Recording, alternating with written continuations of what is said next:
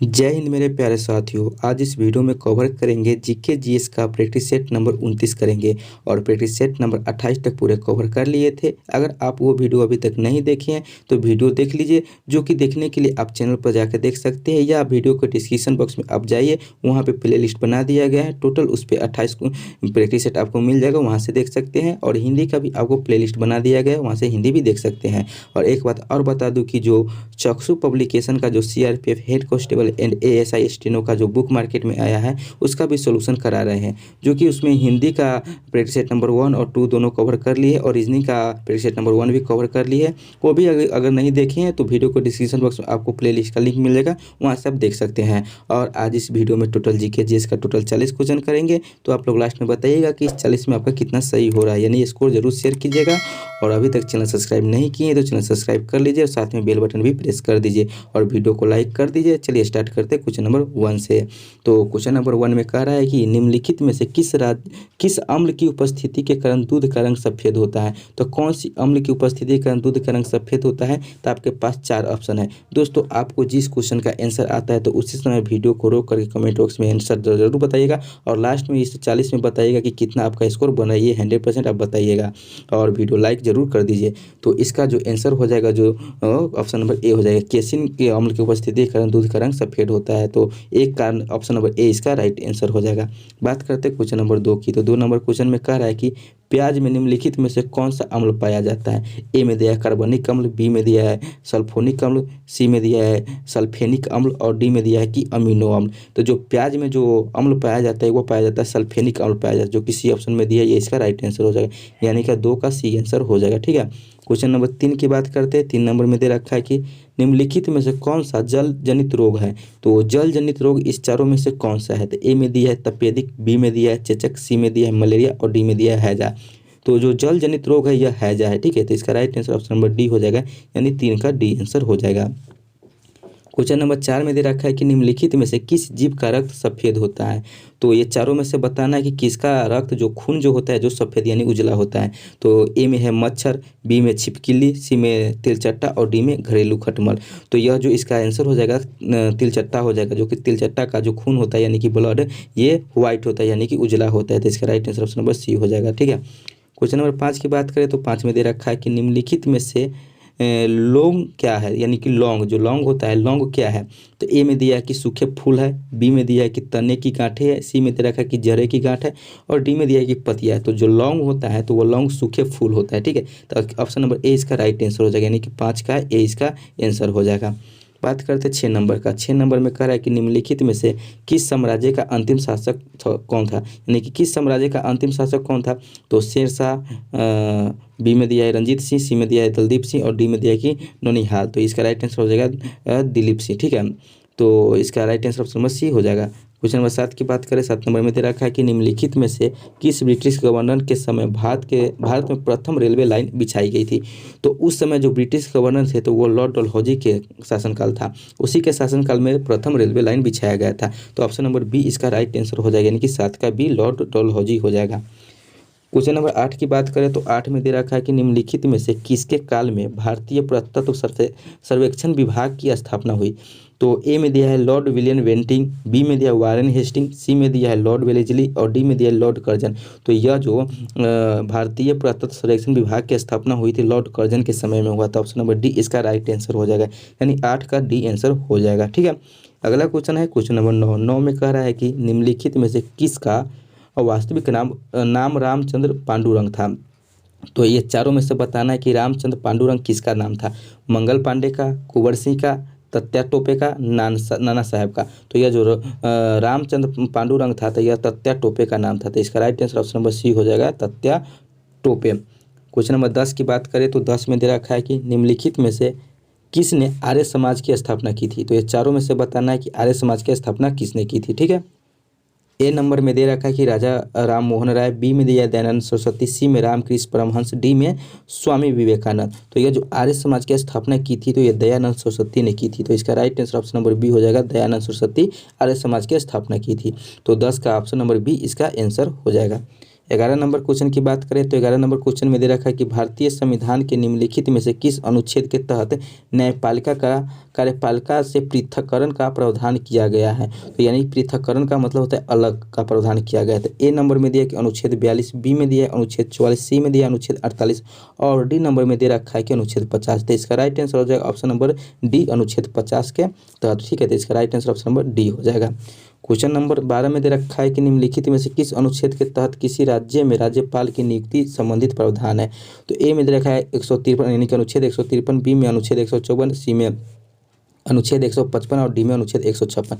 तो जो राज्यपाल के किसी राज्य के राज्यपाल की नियुक्ति का प्रावधान जो दिया है अनुच्छेद 155 में दिया है। तो इसका राइट आंसर हो जाएगा ऑप्शन नंबर सी, अनुच्छेद 155। 12 का सी आंसर हो जाएगा।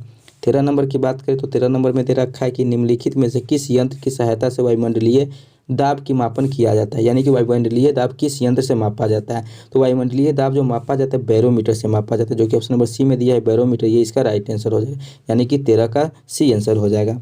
बात करें 14 नंबर का। 14 नंबर में दे रखा है कि मलेशिया की किंट घाटी किसके लिए प्रसिद्ध है।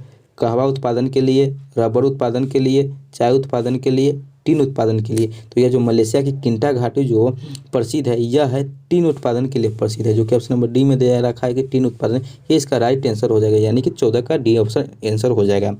बात करते हैं क्वेश्चन नंबर 15 की। 15 में कह रहा है कि निम्नलिखित में से कौन सा देश चांदी के उत्पादन में विश्व में प्रथम स्थान पर है। तो चांदी यानी सिल्वर के उत्पादन में विश्व में यानी वर्ल्ड में प्रथम स्थान पर कौन सा देश है। तो चीन है, मेक्सिको है, पेरू है, अमेरिका है। तो यह जो मेक्सिको देश है जो वर्ल्ड में सिल्वर के उत्पादन में प्रथम स्थान पर है। तो ऑप्शन नंबर बी इसका राइट आंसर हो जाएगा, मेक्सिको। क्वेश्चन नंबर 16 की बात किया जाए। 16 में दे रखा है कि हरियाली योजना किससे संबंधित है। तो जो हरियाली योजना संबंधित बताने की किसे इस चारों में से बताना है। ए नंबर में दिया है मृदा प्रबंधन से, बी में दिया है कि वन प्रबंधन से, सी में दिया है कि फसल प्रबंधन से और डी में दिया है जल प्रबंधन से। तो ये जो हरियाली योजना संबंधित है तो ये जल प्रबंधन से संबंधित है, जो कि ऑप्शन नंबर डी में दिया है जल प्रबंधन। ये इसका राइट आंसर हो जाएगा, यानी 16 का डी आंसर हो जाएगा। 17 नंबर में दे रखा है कि भारत का आर्थिक सर्वेक्षण निम्नलिखित में से किससे संबंधित है। नीति आयोग से, वाणिज्य मंत्रालय से, वित्त मंत्रालय से, भारतीय सांख्यिकी संस्थान से। तो यह जो भारत के आर्थिक सर्वेक्षण जो संबंधित है तो यह वित्त मंत्रालय से संबंधित है। तो इसका राइट आंसर होगा ऑप्शन नंबर सी, वित्त मंत्रालय। क्वेश्चन नंबर 18 में दे रखा है कि भारतीय संविधान के निम्नलिखित में से किस भाग में पंचायती राज व्यवस्था का प्रावधान किया गया है। भाग 3 में, भाग 4 में, भाग 7 में, भाग 9 में। यह जो पंचायती राज का व्यवस्था का प्रावधान किया गया है तो भाग 9 में किया गया है, जो कि ऑप्शन नंबर डी में दिया भाग 9। ये इसका राइट आंसर हो जाएगा, यानी कि 18 का डी आंसर हो जाएगा। बात करें 19 नंबर क्वेश्चन का। 19 में दे रखा है कि बिहार में फ्रांसीसी व्यापारियों का आगमन कब से माना जाता है। 1700 से, 1720 से, 1725 से, 1734 से। तो यह जो बिहार में जो फ्रांसीसी व्यापारियों का आगमन जो माना जाता है तो 1734 ईस्वी से माना जाता है, जो कि ऑप्शन नंबर डी में दिया 1734। ये इसका राइट आंसर हो जाएगा, यानी 19 का डी आंसर हो जाएगा। बात करें 20 नंबर की। तो 20 नंबर में दे रखा है कि निम्नलिखित में से कौन सा महाभाष्य के रचनाकार है। तो ये चारों में से बताना है कि महाभाष्य का रचनाकार कौन है। पतंजलि, अशुघोष, भरतमुनि, नागसेन। तो यह महाभाष्य का जो रचनाकार है यह है पतंजलि है। तो ऑप्शन नंबर ए इसका राइट आंसर हो जाएगा, यानी 20 का ए आंसर हो जाएगा। 21 नंबर क्वेश्चन की बात करें तो 21 नंबर क्वेश्चन में कह रहा है कि देशबंधु चित्तरंजन दास की अध्यक्षता में कांग्रेस का 38वां अधिवेशन बिहार के किस जिले में हुआ। पटना में, गया में, कैमूर में, किशनगंज में। तो यह हुआ गया में हुआ। तो इसका right answer option number B हो जाएगा, 21 का बी आंसर हो जाएगा। 22 की बात करें तो 22 में कह रहा है कि बिहार में राजेंद्र स्टेडियम कहाँ स्थित है। तो बिहार में बताना है राजेंद्र स्टेडियम कहाँ स्थित है। तो गया में, पटना में, छपरा में, खगोल में, यानी खगोल। तो यह जो राजेंद्र स्टेडियम बिहार राज्य में जो अवस्थित है यह छपरा जिला में अवस्थित है। तो ऑप्शन नंबर सी इसका राइट आंसर हो जाएगा, 22 का सी। क्वेश्चन नंबर 23 और 23 में कह रहा है कि निम्नलिखित में से कहाँ पर IIFA अवार्ड समारोह 2022 आयोजन हुआ है। यानी कि आईफा अवार्ड समारोह 2022 कहाँ आयोजित हुआ है। तो चारों में से बताना है। ए में दिया है गोवा में, 2 में फ्रांस में, सी में दिया है कि अबू धाबी में, डी में पेरिस में। तो यह हुआ है अबू धाबी में हुआ। तो इसका right answer option number C हो जाएगा, यानी कि 23 का सी हो जाएगा।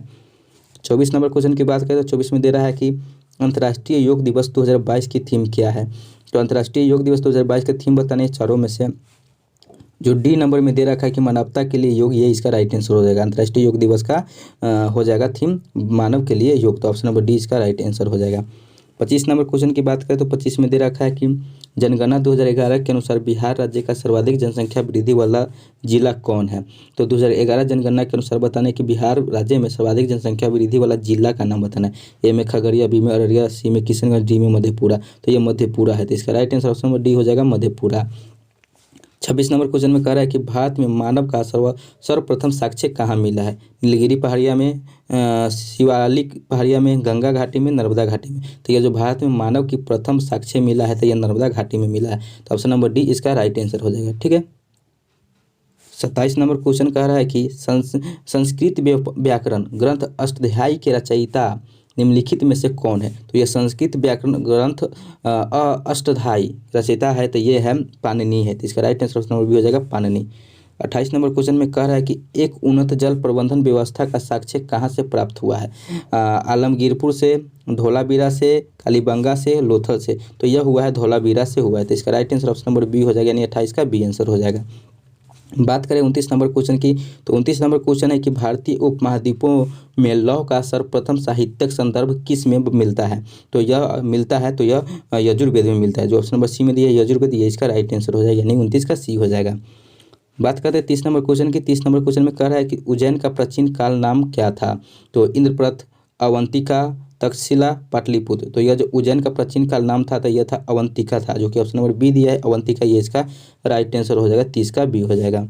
31 नंबर में कह रहा है कि निम्नलिखित में से कौन सुमिलित नहीं है। ये चारों में से एक सुमिलित नहीं है, वो बताना है। ए में दे रखा कि सांची मध्य प्रदेश में ये सुमिलित है। बी में दिया कि सारनाथ उत्तर प्रदेश में ये भी सुमिलित है। सी में दे रखा कि रमीनदेई नेपाल की तराई में ये भी सुमिलित है। डी में दे रखा कि निगाली सागर बिहार में ये वो थी सुमिलित नहीं है। तो ऑप्शन नंबर डी इसका राइट आंसर हो जाएगा, यानी कि 31 का डी हो जाएगा। 32 नंबर में कह रहा है कि निम्नलिखित में से युग में से कौन सा युग असत्य है। तो ये असत्य इसमें बताना है। तो जो ऑप्शन नंबर ये भी सत्य है, बी वाला भी सत्य है, सी वाला भी सत्य है, लेकिन डी वाला ये असत्य है, यानी कि ब्रह्म सिद्धांत नागभट्ट ये गलत है। तो ऑप्शन नंबर डी इसका राइट आंसर हो जाएगा, 32 का डी हो जाएगा।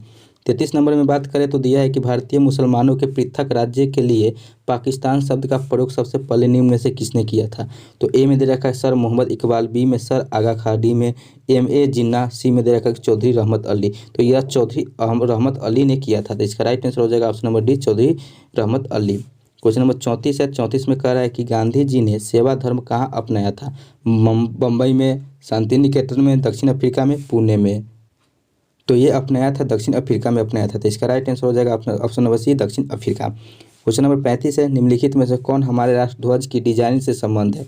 पिंगली मुन्नी, पिंगली नायडू, पिंगली वेंकैया, लॉर्ड शिरामुली। तो यह जो राष्ट्रध्वज की डिजाइन से संबंधित है तो यह पिंगली वेंकैया है। तो इसका राइट आंसर हो जाएगा ऑप्शन नंबर सी पिंगली वेंकैया। क्वेश्चन नंबर 36 है। 36 में कह रहा है कि किस गवर्नर जनरल पर महाभियोग का मुकदमा चला गया था।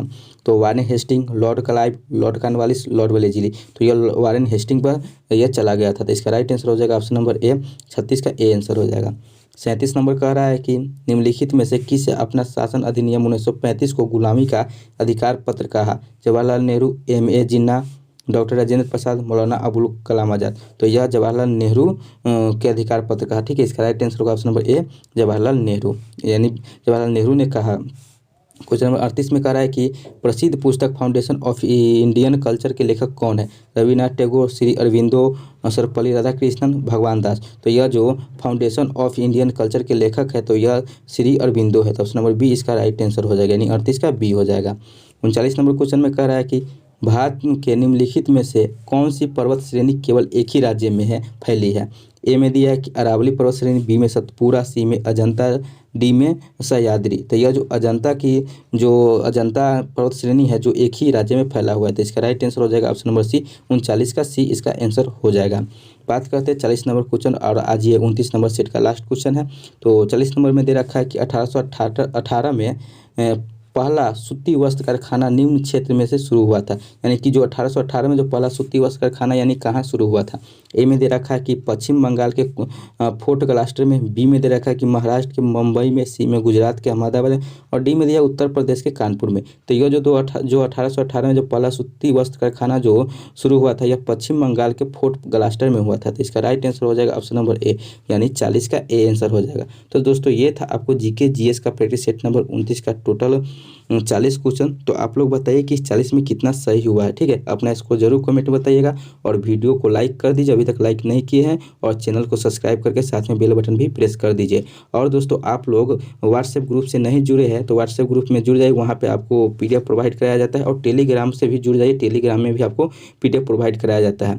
टेलीग्राम में इसलिए जुड़ जाइए कि टेलीग्राम पर जो आप जुड़िएगा तो पिछला भी आपको पीडीएफ प्राप्त हो जाएगा, लेकिन व्हाट्सएप पे जुड़िएगा तो क्या होगा कि लेटेस्ट आपको मिलेगा।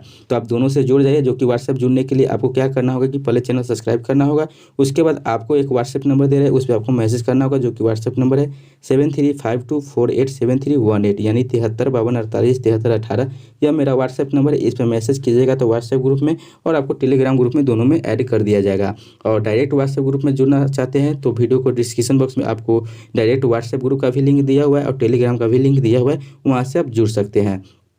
तो दोस्तों आप लोग बताइए कि ये वीडियो कैसा लगा, और अभी तक हिंदी नहीं देख रहे तो हिंदी भी देखिए, और चक्षु पब्लिकेशन का भी आप लोगों के लिए आपको प्रोवाइड करा रहे हैं सोल्यूशन, तो वो भी देखिए। ठीक है, तो दोस्तों फिर मिलेंगे अगले वीडियो में अगले टॉपिक के साथ, अगले प्रैक्टिस के साथ। तब तक के लिए जय हिंद जय भारत।